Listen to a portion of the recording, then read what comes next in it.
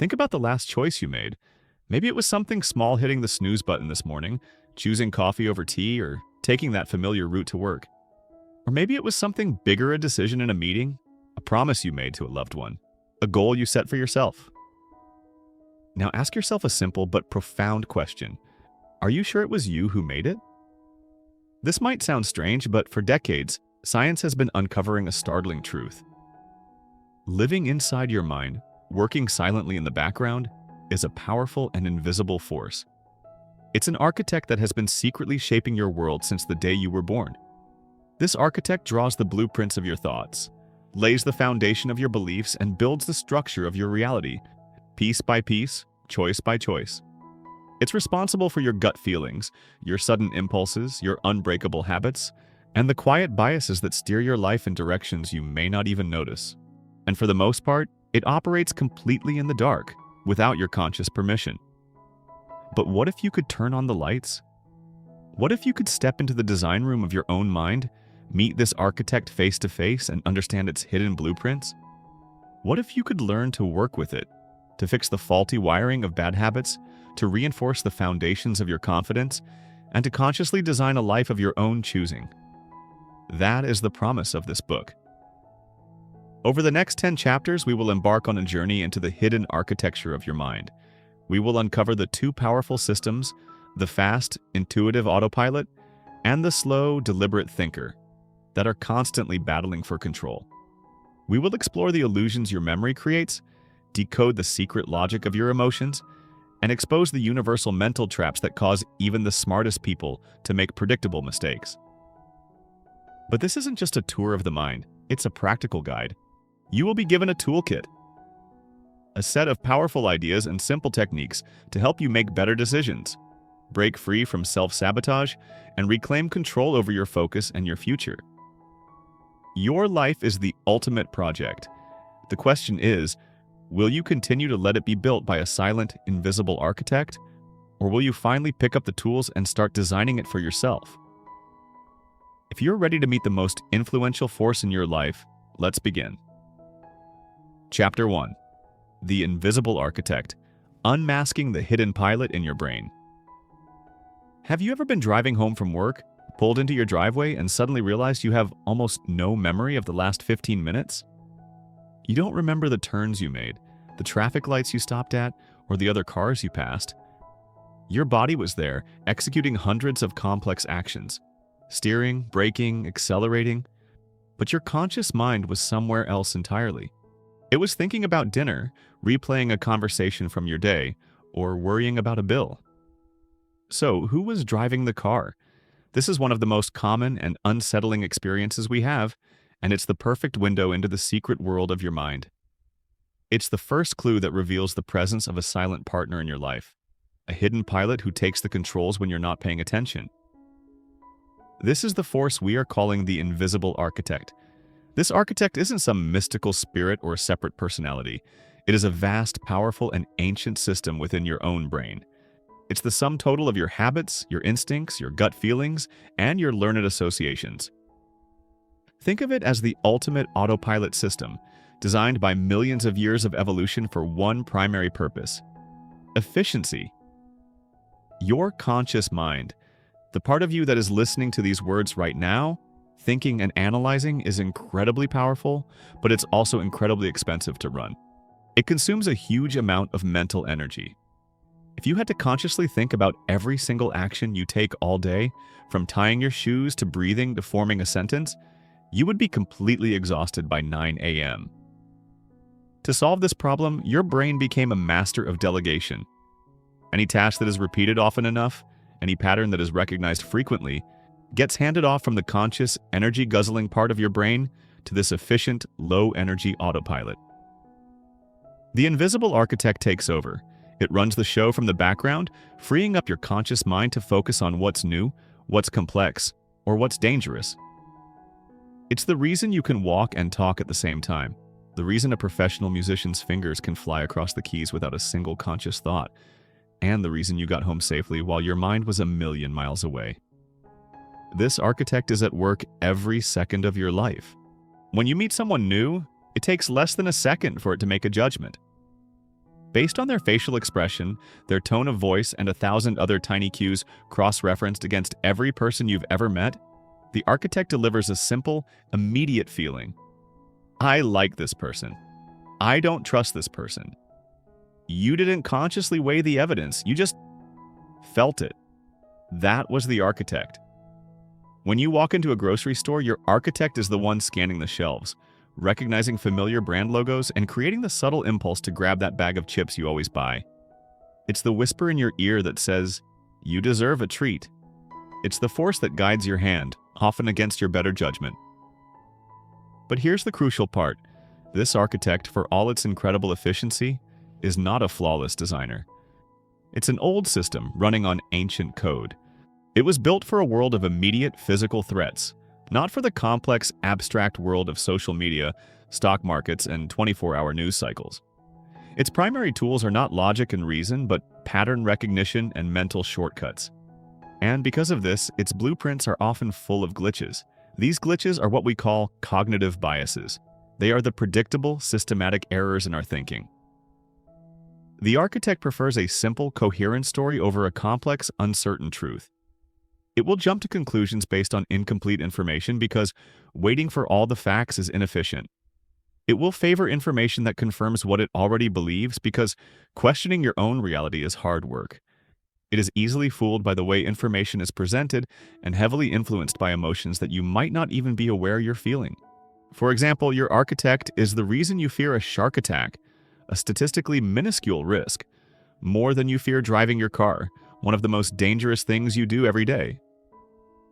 The vivid, terrifying story of a shark attack is easy for the architect to imagine, while the mundane reality of a car crash is not. It's not logical, but it feels right. This is the great paradox of your mind. The very system designed to save you time and energy is also the source of your most profound errors in judgment. The hidden pilot that gets you home safely is the same one that steers you into bad habits, irrational fears, and missed opportunities. The invisible architect that builds your reality does so with flawed blueprints, creating blind spots and secret passages in your mind that you never even knew were there. So, the first, most important step on this journey is not to fight the architect. You can't. It's an essential part of who you are, and trying to consciously control everything would be like trying to manually operate your own heartbeat. The first step is simply to turn on the lights. It's to develop the awareness that it exists. The goal of this chapter, and indeed this entire book, is to help you unmask this hidden pilot. It's to give you the ability to recognize its work in your daily life, to catch it in the act as it makes snap judgments, fuels your cravings, and builds your assumptions. Because once you can see it, you can begin to understand it. And once you understand it, you are no longer its puppet. You can start to ask questions. You can challenge its conclusions.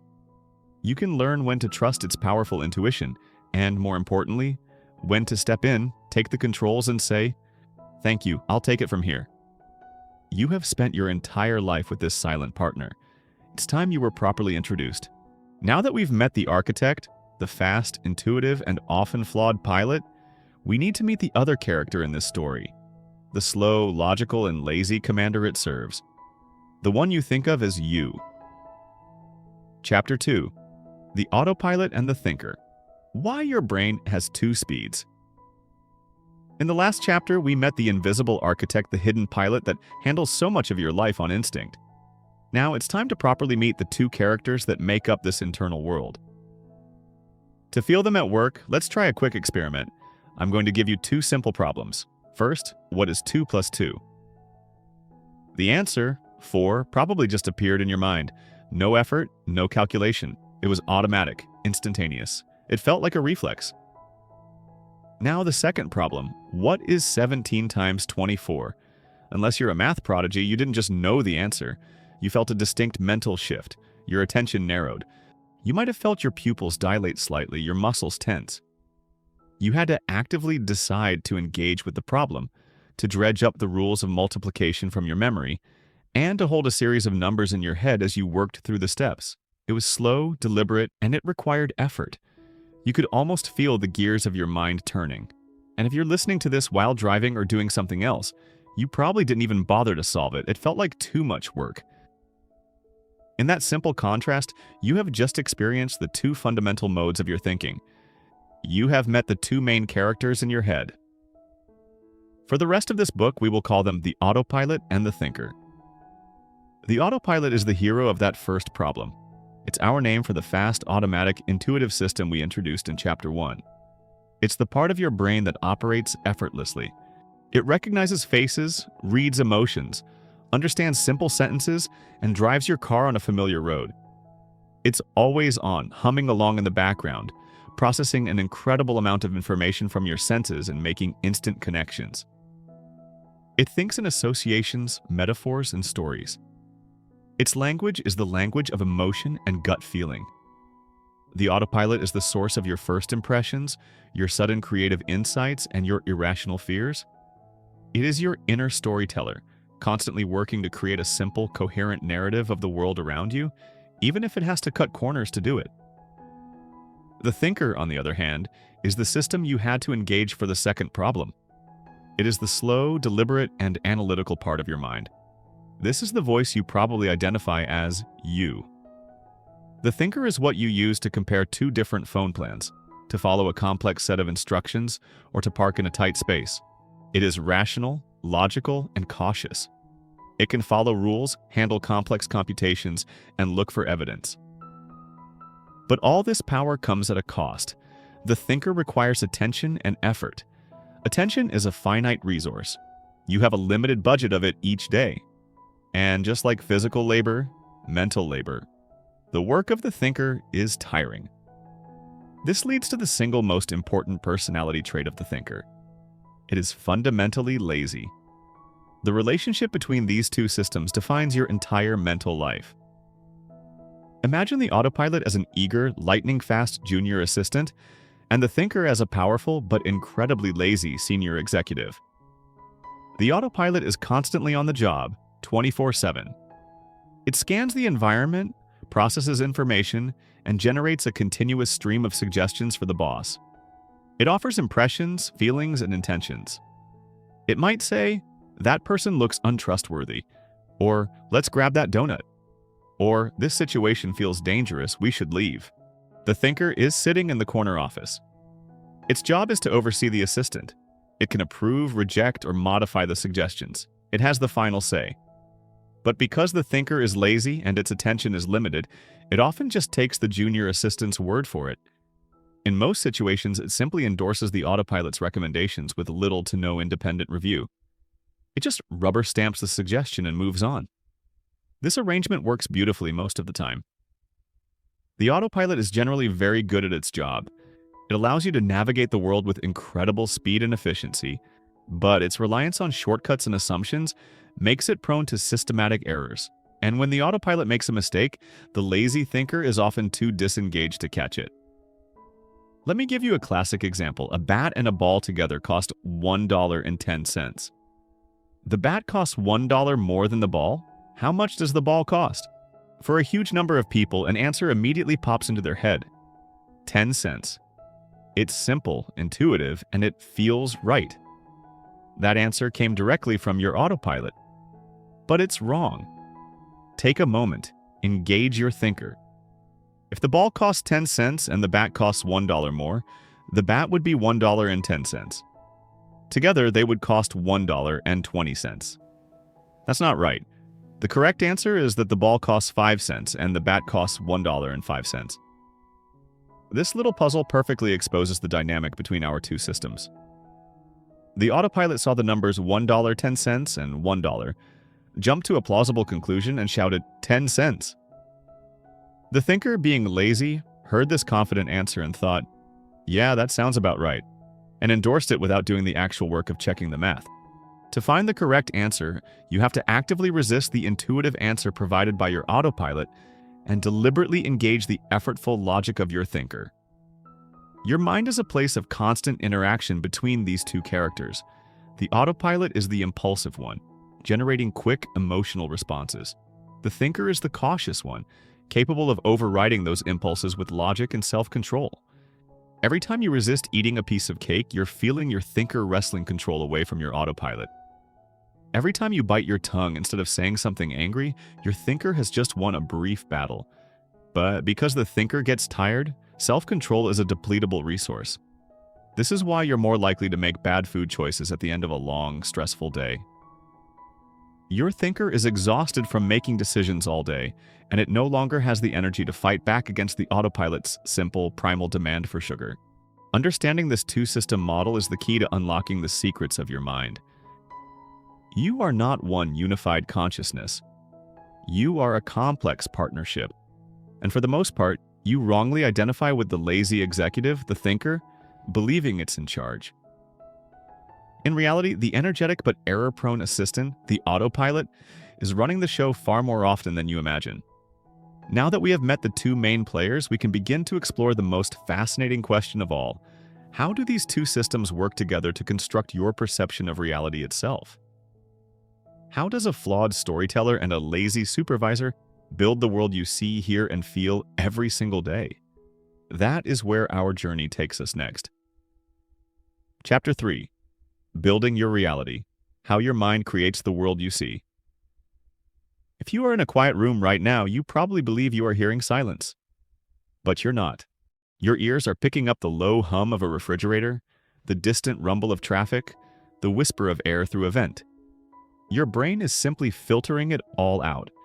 It has decided, based on experience, that those sounds are not important. It has edited your reality for you. We tend to think of our senses as clear windows to the world. We believe that what we see, hear, and feel is an accurate, objective recording of reality. But this is a profound illusion.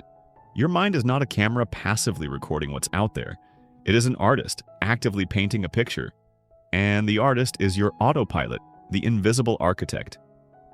It works at lightning speed, using a set of predictable rules and shortcuts to build a coherent, stable, and meaningful version of the world for you to experience.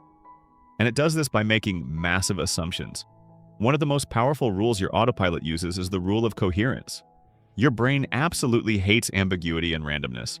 It is a storytelling machine, and its prime directive is to make things make sense. It will take disconnected pieces of information and weave them into a cause and effect narrative, even when no such connection exists. Imagine you hear a loud bang, and then you see your neighbor run out of his house. Your autopilot will instantly construct a story. The bang came from inside the house, and it caused your neighbor to run out. It's a simple, coherent explanation. It could be true, but it's also possible the bang was a car backfiring down the street, and your neighbor is simply late for work. Your autopilot doesn't consider the second possibility, because the first one makes for a much better, more satisfying story. It connects the dots and presents this story to your thinker not as a possibility, but as what happened. This relentless drive for coherence is responsible for a phenomenon that psychologists call what you see is all there is, or YC80 for short. This is perhaps the single most important concept for understanding how your autopilot builds your reality. It means that your mind works almost exclusively with the information that is currently available, and it doesn't spend much time worrying about the information that is missing. Your autopilot takes the limited available evidence, assumes it's the only evidence, and constructs the most coherent story possible from it. The quality and quantity of the information don't matter as much as its coherence. A simple, compelling story based on very little evidence will feel more true and create more confidence than a complex, nuanced story based on a mountain of data. This is why first impressions are so powerful. When you first meet someone, your autopilot grabs a few superficial details, their clothes, their smile, their handshake, and instantly weaves a coherent story about their entire personality. If the first impression is positive, you might think, this person is warm, confident, and intelligent. Your autopilot then activates a mental halo around them. This is the halo effect. Because you believe they are warm and confident, you will start interpreting all their future actions through that positive lens. If they are late for a meeting, you'll assume they were held up by something important. If they make a mistake, you'll see it as a fluke. The reverse is also true. If your first impression is negative, you'll put horns on them, interpreting their actions in the worst possible light. The autopilot has built its story, and it doesn't like to revise it. Revising requires effort from the lazy thinker. it's much easier to just stick with the original narrative. This WYSIATI rule explains so much of our flawed thinking. We form strong political opinions based on headlines we read on social media without ever clicking the link to read the full article. The headline provides a simple, coherent story, and our autopilot runs with it. We judge the performance of a CEO based on the company's recent stock price without considering the hundreds of other factors, market trends, luck, the work of thousands of employees that we can't see. The stock price is a single available number, so the autopilot uses it to build its story of success or failure. Another powerful tool the autopilot uses to build your reality is priming. Your mind is a massive network of associated ideas. The word eat is linked to soup, bread, and hungry. The concept of money is linked to ideas of achievement, greed, and success. When you are exposed to one word or idea, all the related concepts in that network are subtly activated, or primed, making you more likely to think and act in certain ways without your conscious awareness. In a famous experiment, psychologists had a group of young people unscramble sentences that included words associated with old age, like Florida, wrinkle, and gray. Afterwards, these young people were timed as they walked down a hallway. Incredibly, they walked significantly more slowly than a control group who had unscrambled neutral sentences. The very idea of old age activated in the background by the autopilot had unconsciously changed their physical behavior. They were primed to act old. This happens to you all the time. Walking past a bakery and smelling fresh bread might prime you to feel hungry. Seeing a picture of a library might prime you to speak more quietly.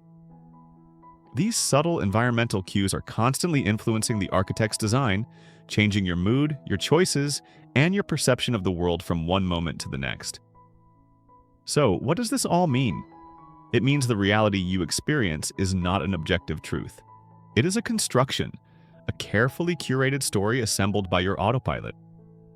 This story is built on a foundation of limited information, is held together by the glue of coherence, and is constantly being repainted by the subtle primers in your environment. The world is infinitely complex and chaotic. Your autopilot's job is to shield you from that complexity. It simplifies, it edits, and it narrates. This is an essential function. Without it, we'd be paralyzed by an overload of information. But recognizing that this process is happening is the first step toward true wisdom. It's the realization that what you see is not all there is. There is always missing information. There is always another side to the story.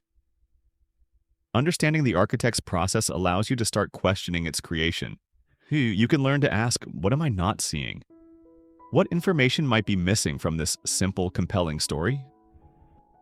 By doing so, you invite the lazy thinker into the construction process.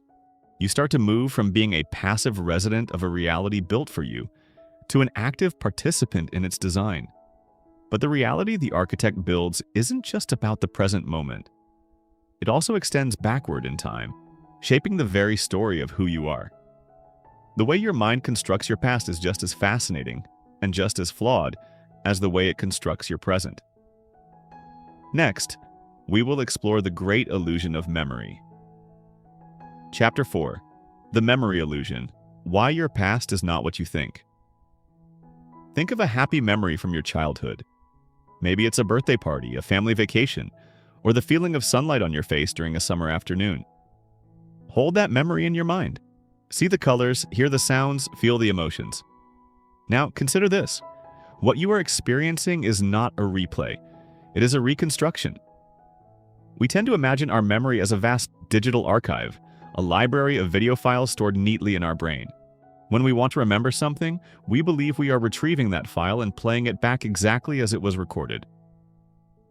But decades of research in neuroscience and psychology have revealed a stunning truth. This is not how memory works at all. Your memory is not a recording device. It is a storyteller.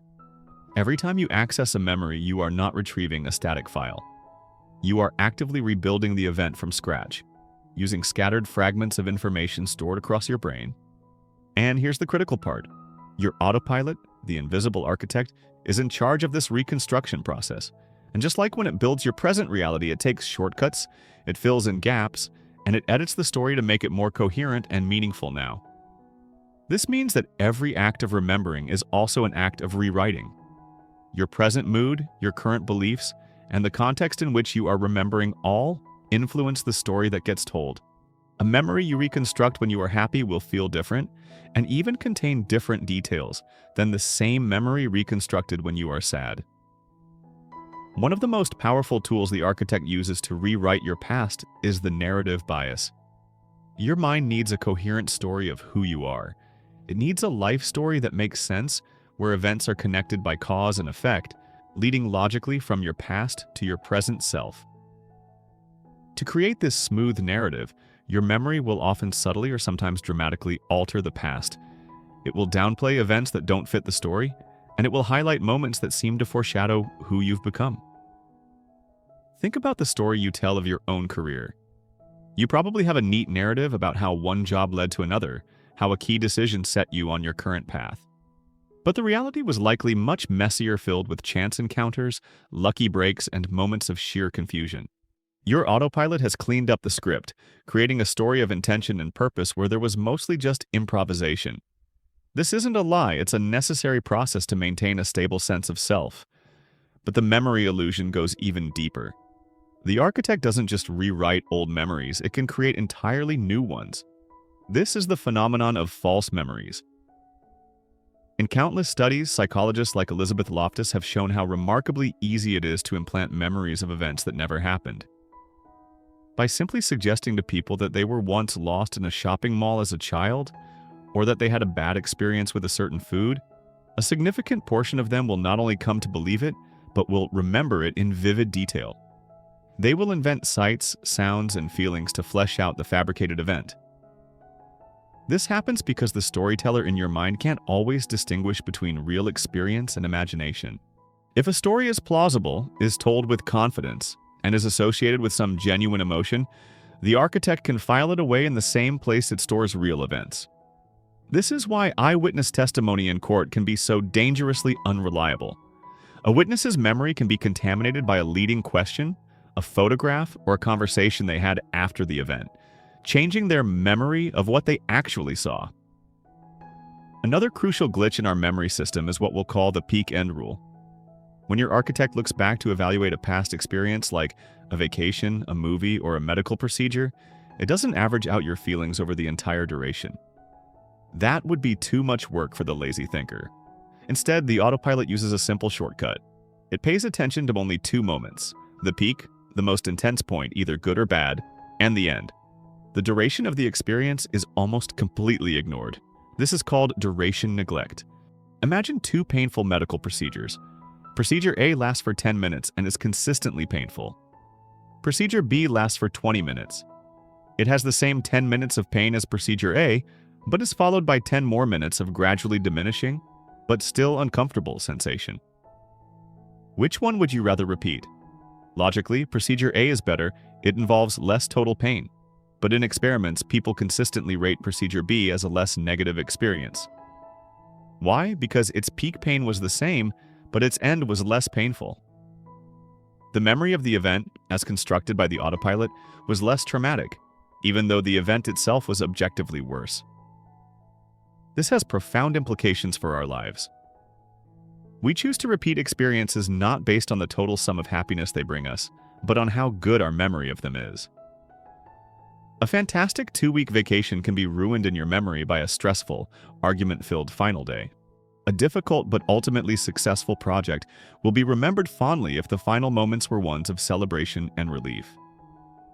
The storyteller cares more about a good ending than a long, pleasant middle. So, your past is not a fixed record. It is a living, breathing story, constantly being edited and retold by the invisible architect. It is a narrative shaped by your present, designed to make sense of your journey and judged by its most intense moments and its final scenes. This might feel unsettling, but it also contains a seed of power. If your memory is a story, you can learn to become a better editor. You can consciously choose to focus on the positive peaks. You can learn to create better endings for your experiences, whether it's a workday or a relationship. By understanding the illusions of memory, you are no longer a passive audience to the story of your past. You can begin to consciously shape the narrative, creating a more empowering and resilient story of who you are and where you are going. But this architect doesn't just build our perception of the world and our past. It is also the primary driver of our decisions.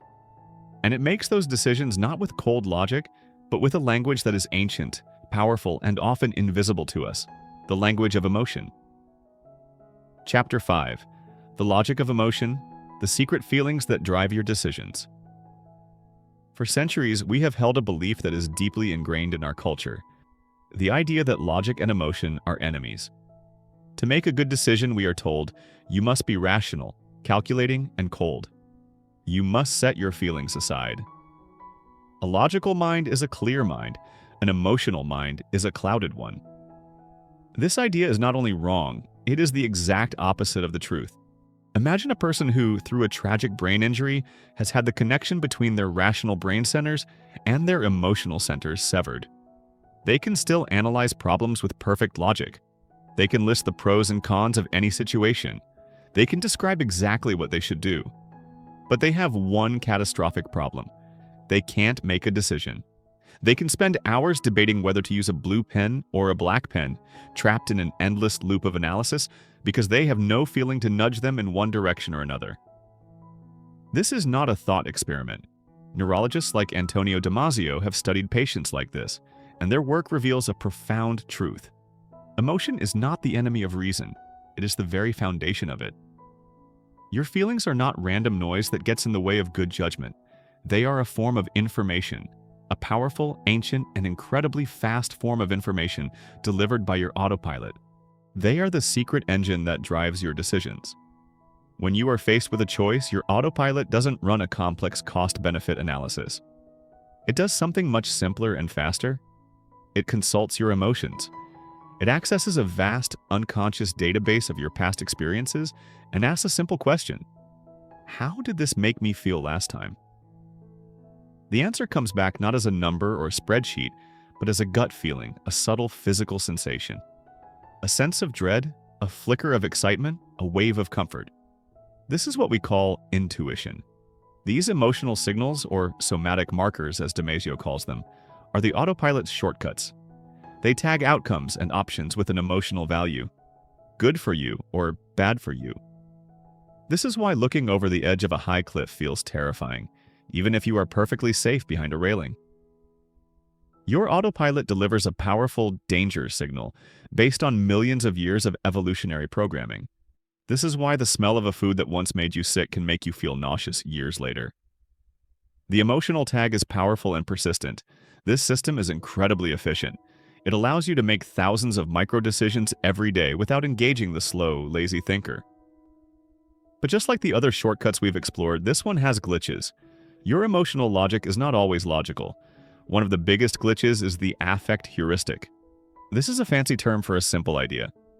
In your mind, what you like becomes what you believe is good and safe, and what you dislike becomes what you believe is bad and risky. Your feelings about something, your affect, dominate your assessment of its risks and benefits. Think about things you enjoy, like coffee, your smartphone, or a favorite hobby. If you like them, your autopilot will subconsciously guide you to downplay their risks. Caffeine's effect on sleep, screen time's effect on your eyes, and exaggerate their benefits. It helps me focus. It connects me to the world. Conversely, think of something you dislike or fear, like nuclear power or genetically modified foods. If you have a negative emotional reaction to these concepts, your autopilot will lead you to overestimate their risks and ignore their potential benefits, regardless of what the scientific data says. Your feelings come first, and the rational arguments. The job of the thinker are built afterward to justify that initial feeling. The thinker doesn't act like a scientist seeking truth. It acts like a lawyer, hired to defend a client who has already been declared guilty or innocent by the emotional court of the autopilot. Another powerful emotional force that shapes your decisions is loss aversion. As humans, we are fundamentally wired to feel the pain of a loss about twice as strongly as we feel the pleasure of an equivalent gain. Losing $20 feels much worse than finding $20 feels good. This isn't a rational calculation. It's a deep-seated survival instinct. For our ancestors living on the edge of survival, losing their day's food supply was a far more significant event than finding an extra day's worth. The fear of loss was a powerful motivator to be cautious. But in the modern world, this ancient instinct constantly distorts our decisions, especially in finance and relationships. It's why investors will often hold on to a losing stock for far too long. The act of selling would mean locking in the loss, which feels incredibly painful. So they hold on, hoping it will recover, often leading to even greater losses. It's why we stay in jobs or relationships that are no longer fulfilling. The thought of losing what is familiar, even if it's mediocre, feels more painful than the potential joy of gaining something new and uncertain. The fear of loss makes us irrationally conservative. This leads directly to the status quo bias, the architect's built-in preference for keeping things the same. Change represents a potential for loss, and the autopilot hates potential loss. This is why breaking a bad habit is so difficult. The habit is the familiar status quo.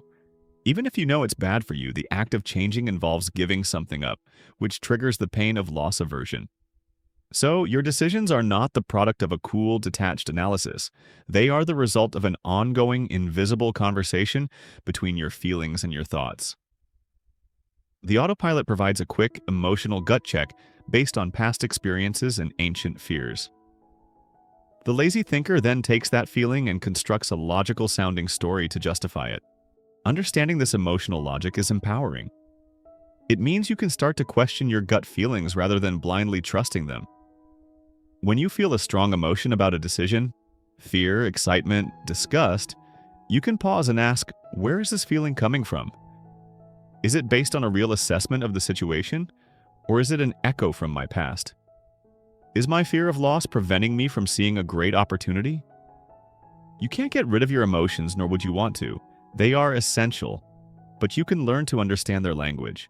You can become a skilled interpreter of your own feelings, recognizing when they are providing you with valuable wisdom and when they are leading you into a predictable trap. And identifying those traps is the next crucial step in becoming the architect of your own mind. Chapter 6. Glitches in the Code. 5 mental traps that derail your success. By now, we understand the two main characters, the fast autopilot and the lazy thinker. We know how they build our reality, rewrite our past, and use emotion to drive our choices. Now it's time to get specific. It's time to identify the most common glitches in your mental software, the predictable traps that the invisible architect lays for you every single day. Think of these as the cognitive equivalent of optical illusions. You can know an illusion is fake, but you still see it. In the same way, you can learn about these mental traps, but your autopilot will still fall for them. The goal is not to become immune. That's impossible. The goal is to learn to recognize the traps so you can pause, engage your thinker, and deliberately step around them. We've touched on some of these ideas before, but here we will crystallize them into 5 of the most dangerous and pervasive traps you will ever face. Mental trap number 1. The confirmation bias, the echo chamber in your head. This is the mother of all mental biases. The confirmation bias is our deep, natural tendency to search for, interpret, favor, and recall information in a way that confirms our pre-existing beliefs. Your autopilot does not want to be wrong. Being wrong is uncomfortable and requires mental effort to update your worldview. It's much easier to just look for evidence that you were right all along. Once you believe something, that a certain political party is incompetent, that a particular investment is a sure thing, or that your new diet is the best one. Your mind goes to work like a biased detective. It actively seeks out news articles, studies, and opinions that support its case. At the same time, it will conveniently ignore, discredit, or forget any evidence that contradicts it. It's why people on opposite sides of an issue can look at the same set of facts and come away even more convinced of their own position. On the internet, this bias is amplified 1,000 times over. Algorithms are designed to show you more of what you already like and agree with, creating a personalized echo chamber that constantly reinforces your existing views. To escape this trap, you must actively and intentionally seek out opposing viewpoints. You have to ask the question the autopilot never wants to ask: what evidence would it take to prove me wrong? Mental trap number 2. The anchoring effect, the power of the first number. Your mind does not like to evaluate things in a vacuum. It needs a starting point, a reference.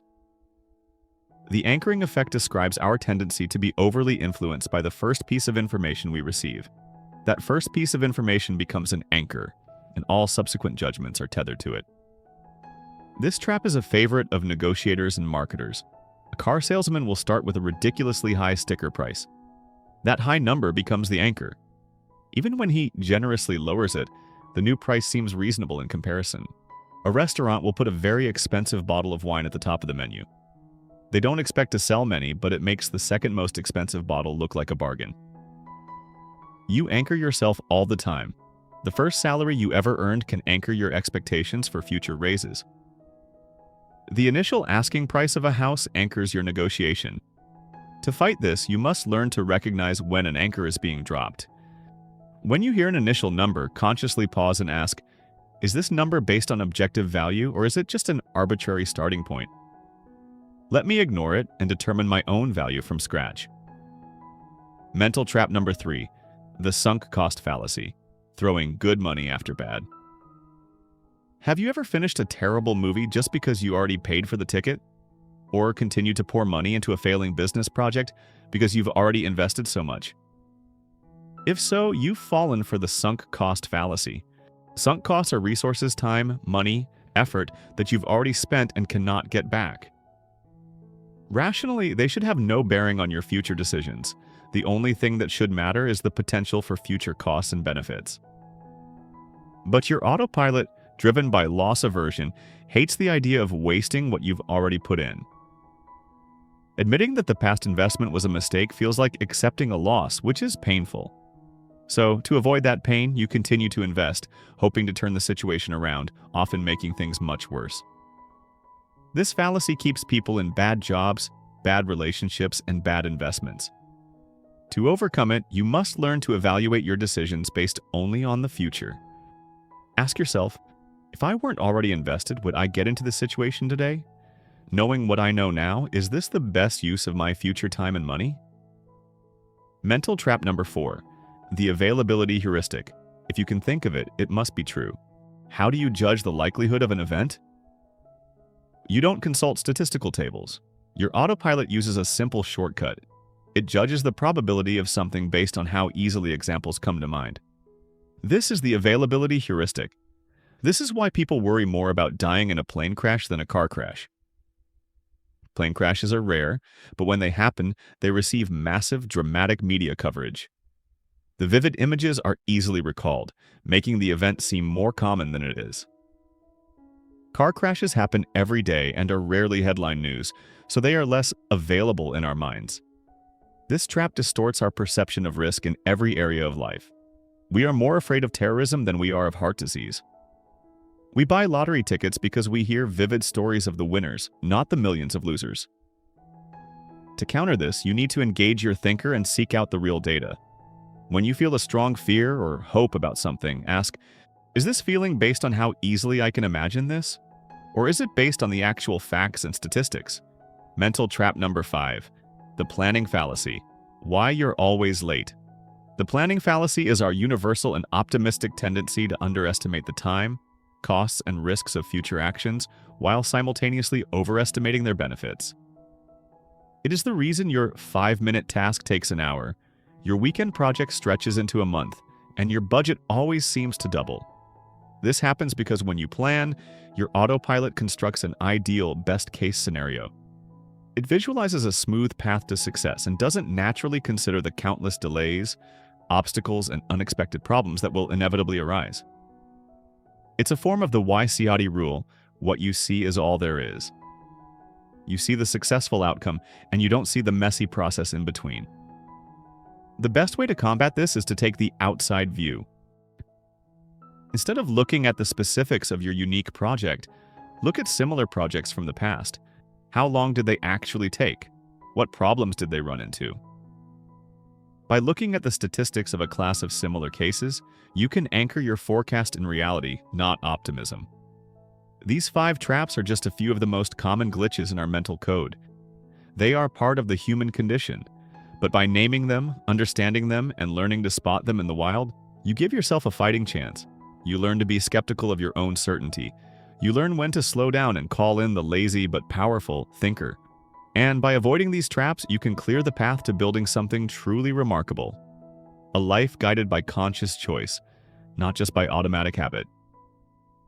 Chapter 7. The Habit Machine. How to Rewire Your Brain for Automatic Success. We have spent a lot of time discussing the flaws of your autopilot, the invisible architect.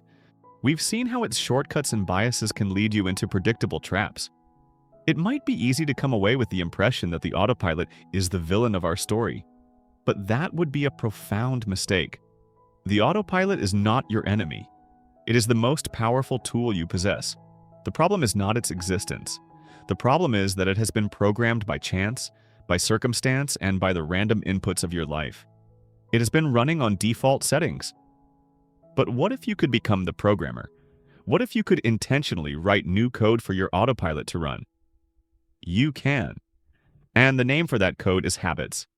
A habit is simply a behavior that has been repeated enough times to become automatic. It is a task that has been successfully delegated from the effortful, energy-draining thinker to the efficient, low-energy autopilot. When a habit is formed, you no longer have to use willpower, motivation, or conscious decision-making to execute the behavior. It just happens. It becomes part of the architecture. This is the secret of high achievers in every field. They don't have more willpower than you do. They have better systems. They have intentionally designed their lives so that the behaviors that lead to success, practicing their craft, exercising, saving money, focusing on important work, are run by the autopilot. They have made success the path of least resistance. To understand how to build habits, we first need to understand the mechanics of how they work.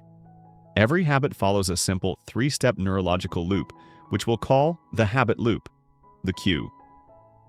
This is the trigger, the signal that tells your brain to go into automatic mode and which habit to use. A cue can be a time of day, morning, a location, the kitchen, a preceding action, finishing dinner, an emotional state, feeling stressed, or the presence of other people. The routine. This is the behavior itself, the action you take.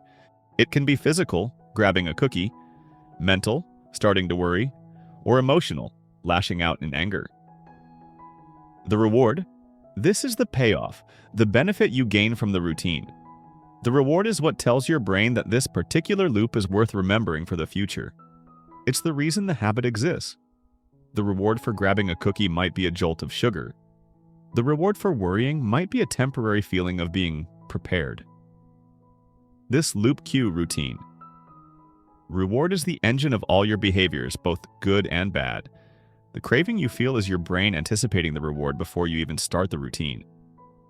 The key to changing a habit, then, is not to resist the craving, but to re-engineer the loop. Let's say you have a bad habit.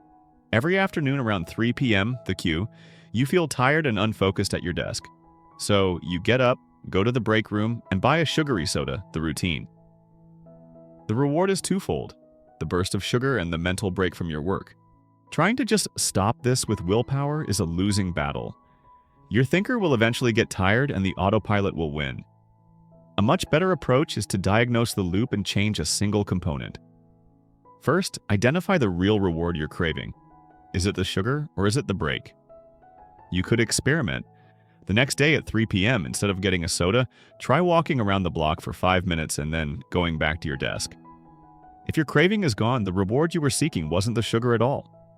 It was simply the distraction and change of scenery. Once you know the cue and the real reward, you can consciously design a new routine. You can keep the same cue, 3 p.m. at your desk, and deliver the same reward, a mental break, but substitute a better routine. Maybe your new routine is to get up and talk to a coworker for 5 minutes, or to do a few simple stretches. By keeping the cue and reward the same while changing the routine, you are rewriting the code in your autopilot, making the new, better habit feel just as automatic as the old one. This brings us to the golden rule of habit change. You don't eliminate a bad habit, you replace it. Now, how do you install a new good habit, like exercising in the morning? You use the same principles. Make the cue obvious. Don't just say, "I'll work out tomorrow." That's too vague. Your autopilot needs a clear trigger. A better cue is, when my alarm goes off at 6:30 a.m., I will immediately put on my workout clothes. You can make the cue even more obvious by laying your workout clothes out the night before. They become a visual trigger. Make the routine easy. This is where most people fail. They try to go from 0 to 100, from not exercising at all to attempting a grueling hour-long workout. This requires a huge amount of activation energy from the lazy thinker, and it's unsustainable. The secret is to start ridiculously small. Your goal is not to have a great workout. Your goal is to make the habit stick.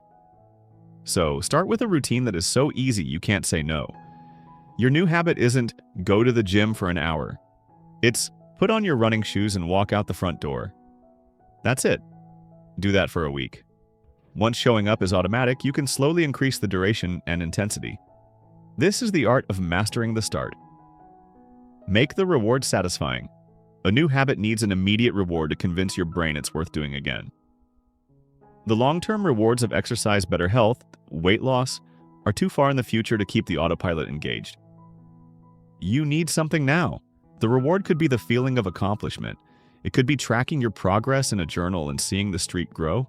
It could be a delicious protein smoothie that you only drink after your workout. The immediate reward closes the habit loop and makes you want to do it again tomorrow. Your life today is essentially the sum of your habits. The quality of your health, your relationships, and your career is not the result of a few major transformations, but the product of the tiny automatic choices you make every single day. You are the programmer. The habit loop is your coding language. By making your cues obvious, your routines easy, and your rewards satisfying, you can stop fighting against your autopilot and start putting its incredible power to work for you. You can take the architect's default settings and begin to deliberately install the habits that will automatically build the life you want, one small, effortless action at a time. But there's one final ingredient you need to master this process: the raw material of the mind itself, attention. Chapter 8, The Currency of Attention, How to Focus and Master Your Greatest Power. Imagine your mind as a spotlight. At any given moment, you can shine this spotlight on only one thing. You can point it outward, at the words on this page or the sounds in the room. You can point it inward, at a memory, a feeling, or a plan for the future. You can make the beam wide and diffused, taking in a whole scene at once, or you can narrow it to a laser-sharp point, focusing on a single detail. This spotlight is your attention, and it is the most valuable and limited resource you possess. Everything you experience, everything you learn, and everything you create is a product of what you pay attention to. Your attention is the gateway to your mind. Information that does not pass through it is not processed, is not remembered, and does not become part of you. In a very real sense, your life is the sum total of all the things you have paid attention to. We've talked a lot about the lazy thinker. The effort that the thinker requires is, in fact, the effort of paying attention.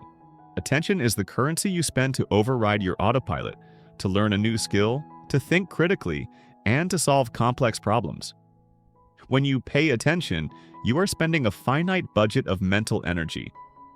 Once that budget is spent, you experience what we call cognitive fatigue or decision fatigue. Your ability to focus, to exert self-control, and to make wise choices plummets. In the past, our attention was primarily guided by our physical environment. The threats and opportunities were clear: a predator in the bushes, a ripe fruit on a tree. But today, you live in a world that is engaged in an all-out war for your spotlight. Every app on your phone, every website you visit, every advertisement you see is engineered by armies of people whose entire job is to hijack your attention. They do this by appealing directly to your autopilot. They use cues that our ancient brains are wired to find irresistible: novelty, social validation, likes and shares, and the promise of a quick reward. Every notification, every endless scrolling feed is a tiny gamble, a pull on a digital slot machine that might deliver a rewarding piece of information. This creates a state of continuous partial attention, where your mental spotlight is constantly being scattered and redirected, never allowed to rest on one thing for a meaningful length of time. This constant distraction is not just a minor annoyance.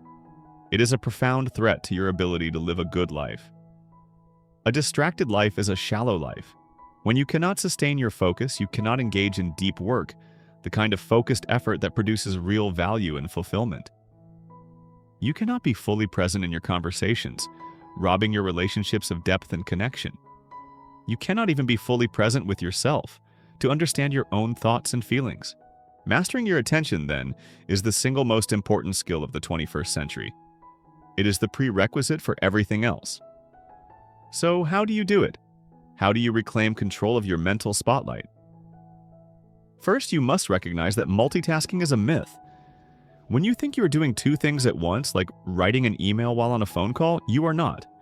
Your brain is incapable of focusing on two cognitively demanding tasks simultaneously. What you are actually doing is switching your attention back and forth very rapidly. This switching comes at a huge cost. It takes time and mental energy to disengage from one task and re-engage with another. This switch cost makes you slower, less effective, and more prone to errors than if you had simply focused on one task at a time. To focus, you must choose to do one thing. Second, you must design your environment for focus. Willpower is a weak and unreliable defense against the constant lure of distraction. Don't rely on it. Instead, be the architect of your surroundings. The simplest way to avoid distraction is to remove the cues that trigger it. When you need to do important work, put your phone in another room or turn it completely off. Close the unnecessary tabs on your browser. Clean your desk. Create a dedicated workspace that signals to your brain, this is a place for focus. By making your desired behavior, focus easy, and your undesired behavior, distraction, difficult, you are working with your autopilot, not against it. Third, you must practice the art of deliberate focus. Your ability to concentrate is like a muscle. The more you use it, the stronger it gets. Practices like meditation are not about emptying your mind. They are training sessions for your attention. The practice is simple. You choose to place your attention on one thing, like the sensation of your breath. Inevitably, your mind will wander. Your job is not to get frustrated, but to simply and gently notice that your attention has strayed, and then guide it back to your breath. Each time you do this, you are performing one rep for your attention muscle. Over time, this builds your capacity to keep your mental spotlight where you want it, when you want it. Finally, you must learn to manage your energy, not just your time. Your budget of attention is not fixed throughout the day. It is highest when you are well-rested, well-fed, and unstressed. Notice when your peak focus hours are. For many people, it's in the morning, and fiercely protect that time for your most important, cognitively demanding work. Don't waste your best mental energy on trivial tasks like checking email. Match your most important tasks to your moments of highest energy. Your attention is the rudder of your life. Where you point it determines the direction you travel. In a world that wants to shatter it into 1,000 pieces, the act of cultivating a deep, focused, and stable attention is an act of rebellion. It is the way you move from being a passive consumer of information to a conscious creator of your own experience. You now have the fundamental knowledge. You understand the two systems, the illusions they create, the traps they set, and the tools, habits, and focus to begin taking control. The final step is to put it all together. How do we use this knowledge to make better choices in the moments that matter most? Chapter 9. The Architect's Toolkit. A practical guide to making smarter choices. Knowledge is not power. Applied knowledge is power.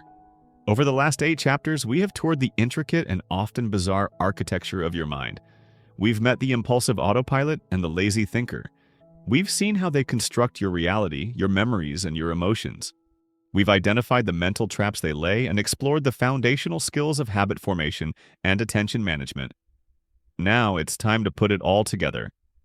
It's time to assemble your toolkit. This chapter is not about new theories. It's about practical strategies. These are simple, evidence-based techniques you can use in your daily life to slow down, engage your thinker, and override the flawed instincts of your autopilot in the moments that count. Think of these as the essential tools you, the conscious architect, can use to improve the blueprints of your life. Tool number 1. The 10-10-10 rule. Your future self's opinion. Your autopilot is notoriously short-sighted.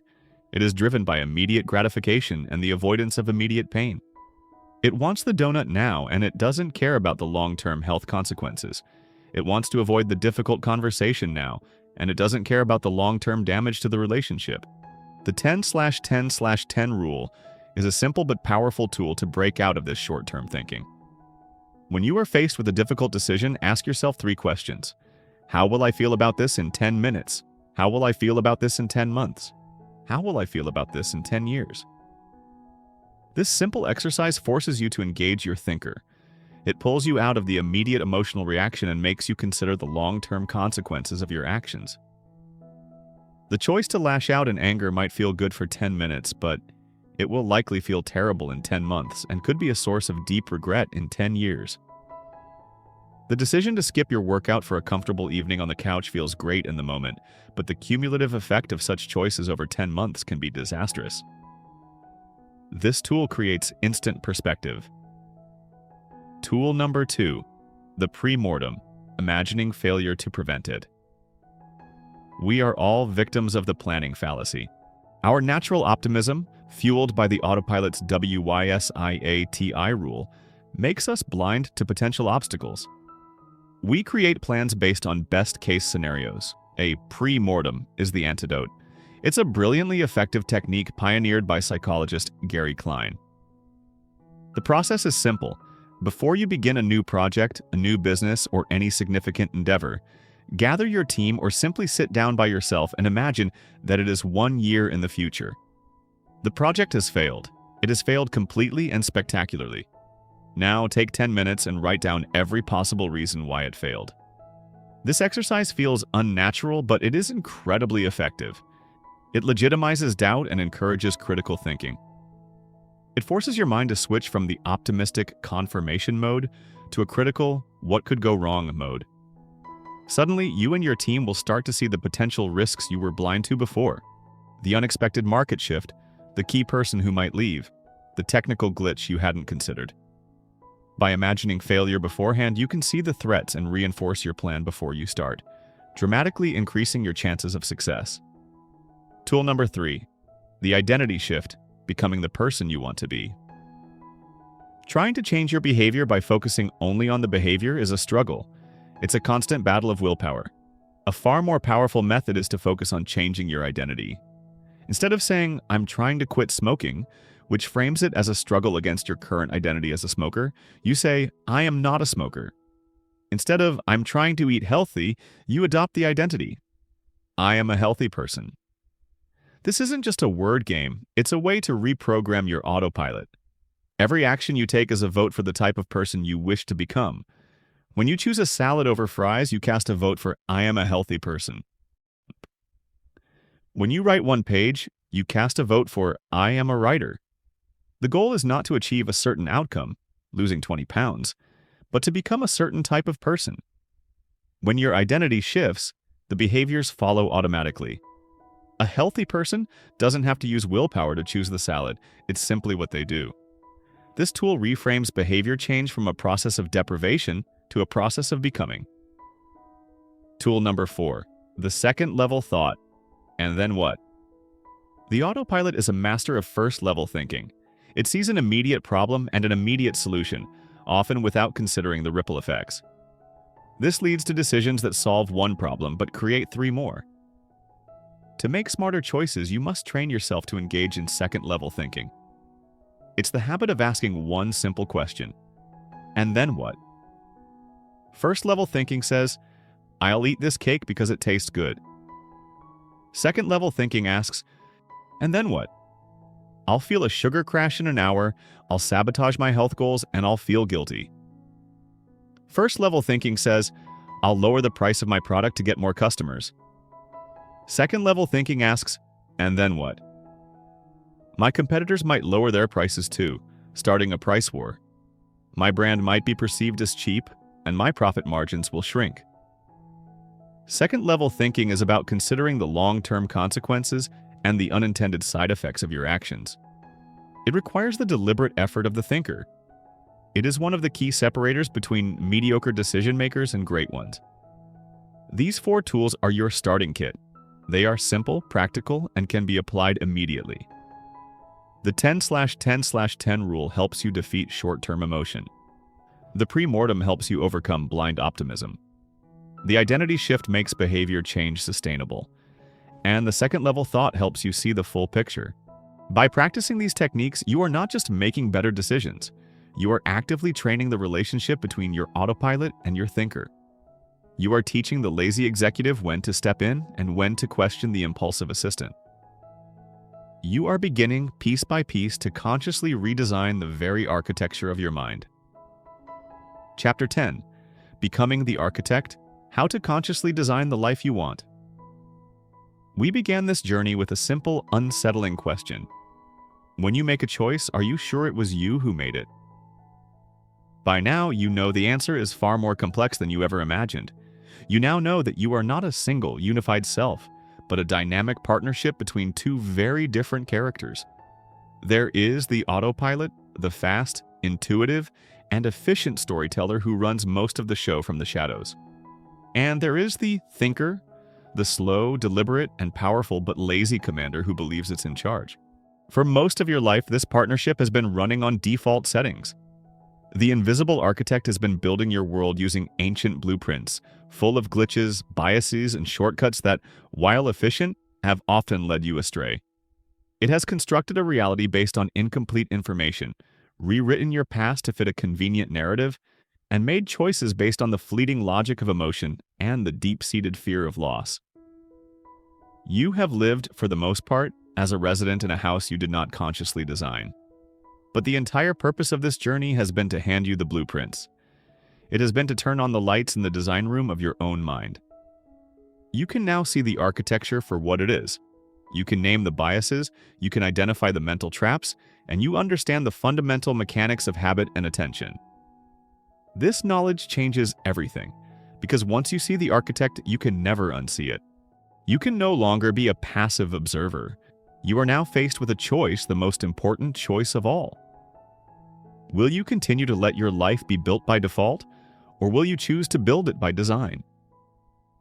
Becoming the conscious architect of your life does not mean fighting a war against your autopilot.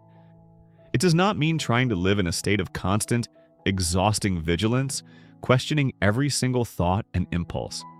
That is impossible and would be a miserable way to live. Your autopilot is not your enemy. It is your most powerful tool. The goal is not to fire your fast-thinking assistant, but to become a better manager. Becoming the architect means accepting the nature of your own mind. It means having the humility to know that your intuition is often flawed, that your memory is a storyteller, and that your confidence is not a reliable guide to the truth. It means cultivating a healthy skepticism of your own certainty. It means learning to recognize the situations where the stakes are high and the risk of error is great. In those moments, making a major career change, entering a serious relationship, making a significant financial investment, it means having the wisdom to slow down. It means consciously engaging your thinker, using the tools we've discussed, and looking at the problem from multiple perspectives. But on the other side, it also means learning when to trust your autopilot.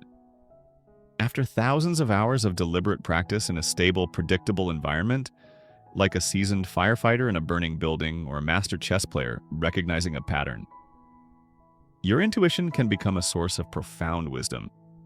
The expert's intuition is not magic. It is pattern recognition, encoded deep within the autopilot through years of focused experience. Becoming the architect means knowing the difference between this hard-earned expert intuition and the cheap, biased gut feelings of a novice. Most importantly, becoming the architect is not about achieving some final state of perfection. You will still fall for the sunk cost fallacy. You will still be anchored by the first number you see.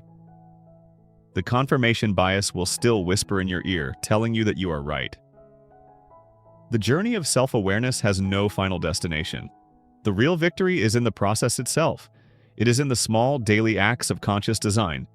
It's the moment you catch yourself about to make a snap judgment and decide to ask a question instead. It's the choice to install one tiny positive habit, like putting your running shoes by the door. It's the decision to put your phone away and give someone your undivided attention. It's the humility to seek out an opposing viewpoint before making up your mind. Each of these acts is a blueprint revision. Each one is a small but meaningful stroke of the pen, redesigning the structure of your mind and therefore the structure of your life. Your life is your greatest project. It is the one true masterpiece you have the power to create. The raw materials are your thoughts, your choices, your habits, and your attention. The invisible architect has given you a starting draft, a foundation built by evolution and experience. It is a remarkable foundation, but it is not finished. The tools are now in your hands. The blueprints are spread out before you. The question is no longer who is making your choices. The only question left is, what will you choose to build? Our journey together is now drawing to a close, and before we part ways, I want to thank you for giving me your most valuable asset, your attention. You have invested your time and your focus to look inward, to explore the hidden mechanics of your own mind, and that in itself is the most important step you can possibly take. The ideas in this book are not my own. They are a synthesis, a guide built upon the groundbreaking work of Nobel laureates, pioneering psychologists, and behavioral scientists who have dedicated their lives to understanding the beautiful, complex, and often irrational machine that is the human mind. My goal was simply to hand you the user's manual. As you move forward from this moment, I want to leave you with a final, crucial thought. Be kind to yourself. There will be days when you forget every word you've heard here. There will be moments when your autopilot takes the controls and leads you directly into an old habit or a familiar mental trap. You will make impulsive choices. You will fall for the planning fallacy. You will let your emotions get the best of you. This is not failure, it is simply part of the human condition. The goal is not perfection. The goal is awareness. The practice is not to win every battle against your biases, but to simply notice them a little more often. The real work is to catch yourself, just for a second, and to create a tiny space between a trigger and your reaction. In that space lies your freedom and your power to choose. The journey of becoming a conscious architect is not a grand, sweeping renovation. It is a slow, patient process of laying one good brick at a time. It is the practice of gently guiding your attention back when it wanders. It is the courage to ask, and then what? It is the humility to imagine failure in order to achieve success. You have now been formally introduced to the invisible architect that has been shaping your world. You have been given the tour of its workshop and handed the keys to the design room. The house it has built for you is already a marvel, a testament to survival and adaptation. But it is not a finished work. It is a living project waiting for your conscious touch. The blueprints are in your hands. Now go build.